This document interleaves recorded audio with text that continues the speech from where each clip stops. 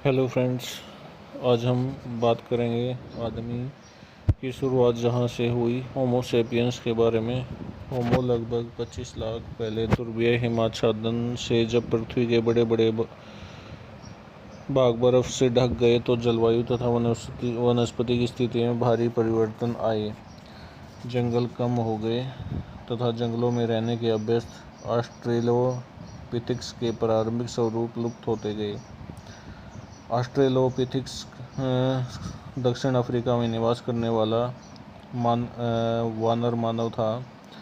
वह होमोनिड्स से मिलता जुलता था। वह लगभग 40 लाख वर्ष पूर्व से 20 लाख वर्ष पूर्व तक पाया जाता था। यह कपिला मानव की बीच कड़ी है। इसे रेमंड डार्ट ने खोजा था। इसे त्वांग बेबी कहते हैं। यह पहला वानर मानव था जो सीधा चलता था। यह नग्न रहता था और भरण पोषण के लिए प्रकृति पर निर्भर रहता था तथा उनके स्थान पर उनकी दूसरी प्रजातियों का उद्भव हुआ, जिनमें होमो के सबसे पुराने प्रतिनिधि शामिल थे। होमो लैटिन भाषा का एक शब्द है जिसका अर्थ है आदमी। वैज्ञानिकों होमो हैबिलिस, जो औजार बनाने वाले होते थे, होमो इरेक्टस, जो सीधे खड़े होकर पैरों के बल चलने वाले होते थे, और होमो सेपियंस, प्रज्ञा या चिंतनशील मनुष्य नामक विभिन्न प्रजातियों में बटा है। होमो हैबिलिस के जीवाश्म इथियोपिया में ओमो और तंजानिया में ओल्दुगई गोर्ज से प्राप्त हुए हैं।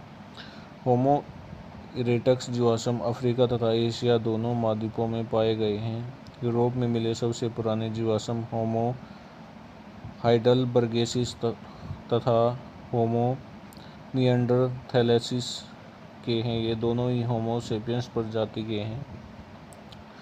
होमो इरेक्टस, जिसका अर्थ है सीधा आदमी, होमिनिड की एक विलुप्त प्रजाति है जो प्लीस्टोसीन भूवैज्ञानिक युग के अधिकतर समय के दौरान रहता था।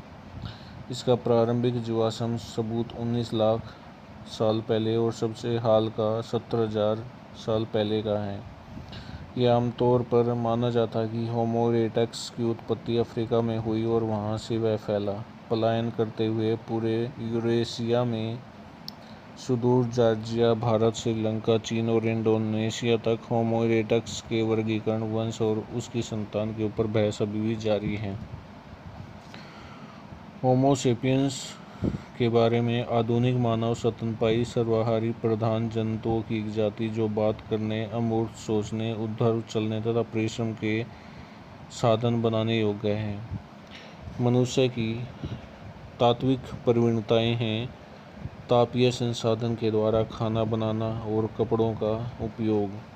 मनुष्य प्राणी जगत का सर्वाधिक विकसित जीव है। जैव विवर्तन के फलस्वरूप मनुष्य ने जीव के सर्वोत्तम गुणों को पाया है। मनुष्य अपने साथ साथ प्राकृतिक परिवेश को भी अपने अनुकूल बनाने की क्षमता रखता है। अपने इसी गुण के कारण हम मनुष्यों ने प्रकृति के साथ काफ़ी खिलवाड़ किया है।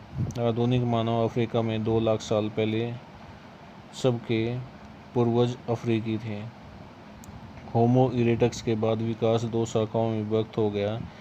पहली शाखा का निएंडरथल मानव में अंत हो गया और दूसरी शाखा क्रोमैग्नॉन मानव अवस्था से गुजरकर वर्तमान मनुष्य तक पहुंच पाई है। संपूर्ण मानव विकास मस्तिष्क की वृद्धि पर ही केंद्रित है।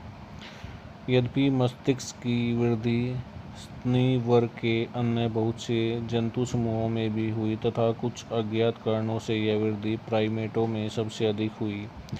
संभवतः उनका वृक्षीय जीवन मस्तिष्क की वृद्धि के अन्य कारणों में से एक हो सकता है। होमो हैबिलिस प्रारंभिक मनुष्यों की एक प्रजाति थी जो लगभग 2.1 और 1.5 मिलियन साल पहले के बीच रहते थे। वे आमतौर पर नक्काशीदार पत्थर उपकरण का प्रयोग करने के लिए पहली प्रजाति के रूप में जाना जाता है। ये उपकरण आमतौर पर अपने जीवाश्मों के साथ साथ पाए जाते हैं। पहले उपकरण उपयोगकर्ताओं के जीवाश्म तब से पाए गए हैं। होमिनिनी जनजाति में होमो हैबिलिस ग्लेशियन के दौरान रहते थे और प्लेस्टोसीन भूवैज्ञानिक युग के प्रारंभिक कैलाब्रियन चरणों के दौरान रहते थे। प्रकार नमूना OH7 है जो 1960 में तंजानिया में ओल्डोवाई जॉर्ज में पाया गया था, जो ओल्डोवैनलिथिक उद्योग से जुड़ा हुआ था।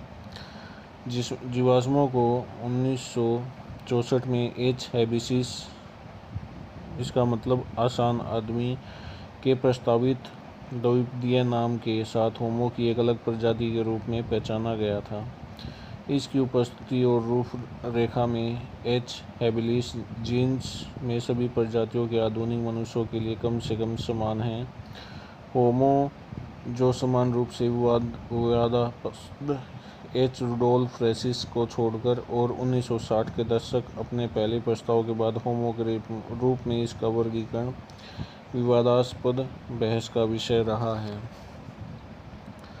LD 350 1 और 2013 में खोजी गई जीवाश्म जबड़े का टुकड़ा है जिसे 2.8 मिलियन वर्ष पहले किया गया था और ऑस्ट्रेलोपिथेकस और H. हैबिलिस के बीच मध्यवर्ती होने का तर्क दिया।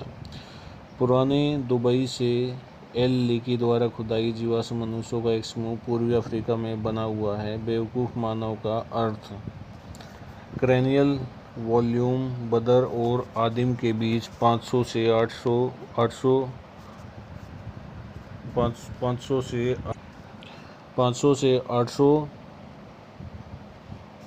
सेंटीमीटर बीच स्थित है और माना जाता है कि यह सीधे चल रहा है। आर. लेकी का मानना है कि होमो हैबिलिस ऑस्ट्रेलिया से अलग समूह है और यह होमो सेपियंस का प्रत्यक्ष पूर्वज है, लेकिन अब सिद्धांत एक तरह का ऑस्ट्रेलोपिथेकस माना जाता है। आनुवंशिक कोड पढ़ने के बारे में अगर हम बात करें तो प्रकृति हमारा जेनेटिकल अर्थात आनुवंशिक कोड केवल 4 अक्षरों वाली वर्णमाला में लिखती है। ये 4 अक्षर हैं अंग्रेजी के AGCT। चारों 4 रासायनिक क्षारों के प्रतीक हैं। पहला एडेनिन, गुआनिन, साइटोसिन और थाइमिन। केवल 4 अक्षर या 4 अक्षर होते हुए भी इस कोड को पढ़ना न केवल आसान नहीं है, उसमें समय भी बहुत लगता है। हालांकि अब ऐसी मशीनें भी उपलब्ध हैं जो बटन दबाते ही DNA सूत्रों के रूप में लिखी आनुवंशिक सामग्री पढ़ सकती हैं, किंतु इन मशीनों को भी जैव रासायनिक क्रियाओं से जुड़ी असंख्य गणनाएं करनी पड़ती हैं, जिसमें कई घंटे लग जाते हैं। इससे छुटकारा पाने के लिए जर्मनी में डॉर्टमुंड के एक शोधक ने जैव रासायनिक क्रियाओं की गणना के बिना ही यानी आनुवंशिक कोड को सीधे ही पढ़ लेने का उपाय ढूंढ निकाला है। आनुवंशिक कोड की पहेली के बारे में बात करें तो हम अब तक का यह तरीका है कि सीक्वेंशियल रॉबर्ट कहलाने वाली मशीनें आनुवंशिक सामग्री को अर्थात DNA को एंजाइमों की सहायता से छोटे टुकड़ों में बांट देती हैं। इन टुकड़ों को किसी चित्र पहेली के अनेक टुकड़ों की तरह अनेक बार पहले कॉपी किया जाता है, यानी उनकी प्रतिलिपि बनाई जाती है और फिर प्रकाशवादी अणुओं की सहायता से उन्हें क्रमबद्ध किया जाता है। रसायन शास्त्र में डॉक्टर की उपाधि प्राप्त डॉर्टमुंड के फोल्कर डेकर्ट इसे बहुत जटिल मानते हैं और चाहते हैं कि आनुवंशिक कोड को पढ़ना भी उतना ही सरल सहज होना चाहिए जितना किसी सुपरमार्केट के कैश काउंटर पर स्कैनर की सहायता से किसी वस्तु का मूल्य बताने वाला बारकोड पढ़ना। अगर नई विधि के बारे में बात करें तो फोल्कर डेकर्ट डॉर्टमुंड के institute for analytical sciences ISAS की अपनी प्रयोगशाला में इस समय एक ऐसी विधि का परीक्षण कर रहे हैं जो DNA के रूप में लिखे आनुवंशिक कोड को पढ़ने में क्रांति ला सकती है। प्रयोगशाला में लगभग अंधेरा रहता है और बाहरी आवाज़ें भी नहीं आ सकती। एक विशेष प्रयोगशाला है। बाहरी आवाज़ों और कंपनों को न्यूनतम रखने का प्रयास किया गया ताकि बाहरी व्यवधानों का यथासंभव कोई प्रभाव न पड़े। हम आखिरकार हर DNA को सही पढ़ना चाहते हैं। घुमावदार सीढ़ियों जैसी दिखाई पड़ने वाली DNA का हर दोहरा सूत्र मानवीय बाल से भी 10,000 गुना महीन होता है। उसमें छिपे कोड को यदि सीधे पढ़ना है तो एक बहुत ही शक्तिशाली लेंस चाहिए।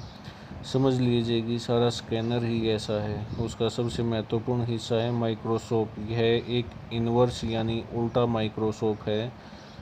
आप नमूने को नीचे से देखते हैं। नमूना स्वयं एक छोटी सी तस्तरी पर रखा होता है। डीएनए बनाम आरएसएन के बारे में देखें तो माइक्रोस्कोप या सूक्ष्मदर्शी तो वैसा ही है जैसे बाजार में उपलब्ध एक अच्छा सूक्ष्मदर्शी होना चाहिए, लेकिन प्रयोगशाला में जिस मेज पर रखा गया है वह बाहरी कंपनों को दबा देने वाली एक विशेष मेज है। नमूने के तौर पर कांच की पारदर्शी पट्टिकाओं पर एक तरल घोल की कुछ एक बूंदों के साथ आरएनए सूत्र तैर रहे होते हैं। आरएनए वास्तव में डीएनए के ही समदर्शी हैं। मुख्य अंतर यह है कि डीएनए यदि दोहरी यानी दो समानांतर पैरों वाली घुमावदार सीढ़ी के समान दिखते हैं तो आरएनए इकहरी यानी एक ही पैर वाली ऐंठनदार सीढ़ी के समान होते हैं। आरएनए अणुओं के आनुवंशिक कोड को जानने के लिए एक दूसरे सूक्ष्मदर्शी की अत्यंत महीन सुई उन्हें सावधानीपूर्वक स्पर्श करती हुई उनके ऊपर से घूमती है। नमूना सामान्य सूक्ष्मदर्शी और तथाकथित रैंडम पावर माइक्रोस्कोप के ठीक बीच में रखा जाता है। यदि हम चाहें तो रैंडम पावर माइक्रोस्कोप नमूने के एक एक परमाणु को स्कैन कर सकता है, लेकिन हमें इस सीमा तक जाने की ज़रूरत नहीं पड़ती। महीन सुई जैसी इस स्पर्शिका के द्वारा, जिसे हम स्वयं बनाए हैं, प्रकाश की मात्रा को बढ़ाया जा सकता है।